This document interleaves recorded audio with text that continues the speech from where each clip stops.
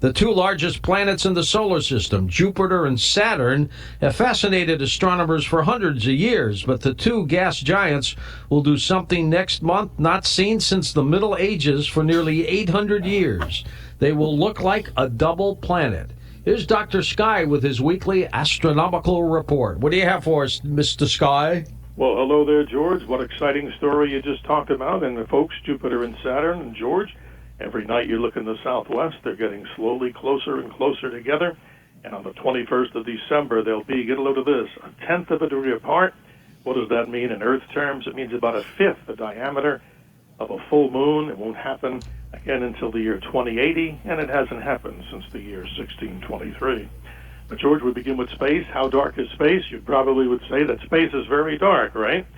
Well, you would recent think so. observations made with the Pluto passing New Horizons spacecraft revealed that even out and away from the Earth, at over 4 billion miles, scientists have run experiments, George, to cancel all the light from stars and galaxies and other sources of light in space. They've come up with what appears to be a still unknown source of light, which creates a glow of some type. Many believe that this is not the cosmic background radiation glow of the Big Bang, but there's still light coming from somewhere. So, George, here's the latest theory. The mysterious concept of dark matter. This may be the culprit. Something in space which exerts a gravitational force on visible matter. But for now, and like myself, many of us, space is still dark, but I'll keep you posted on that story. Moving on to astronomy rapidly, the Fermi paradox, George, has been revisited. What is it? In 1950, Nobel laureate and physicist Enrico Fermi asked, where are they in reference to extraterrestrial life? With all the stars and galaxies out there, why have we not been able to detect any life forms and get any signal back from them? Well, it may be something more complicated. It's something called the Great Filter.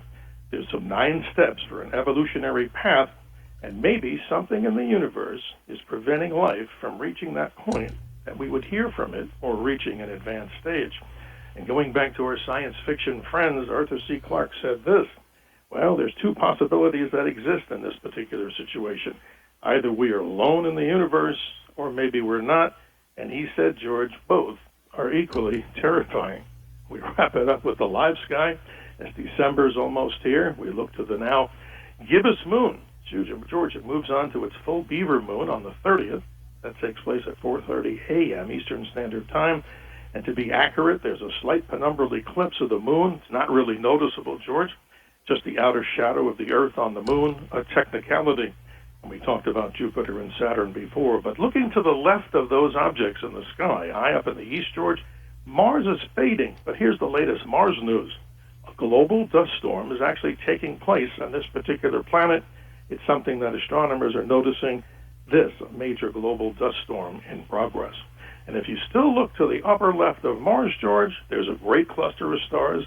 Everybody knows them. They think they're the Little Dipper. It's called the Pleiades star cluster, 444 light years away from us. And if you want to get your night sky vision really going, George, the best thing to do is go outside, no lights.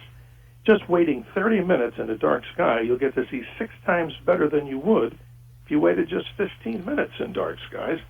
Always remember, of course, to keep your eyes to the skies. We love the emails, drskyshow@gmail.com. And, George, a special thanks to all of the folks that joined us and many Coast listeners at our latest Sedona location, known as the Sky Ranch Lodge.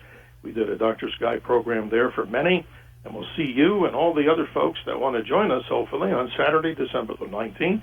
I'm your navigator on the highway to the heavens. And, George, a sincere wish for a healthy and happy Thanksgiving to you and all the listeners. You too, Dr. Sky, and we'll talk to you next week, my friend. Up next, Paul Halpern back with us on Coast to Coast.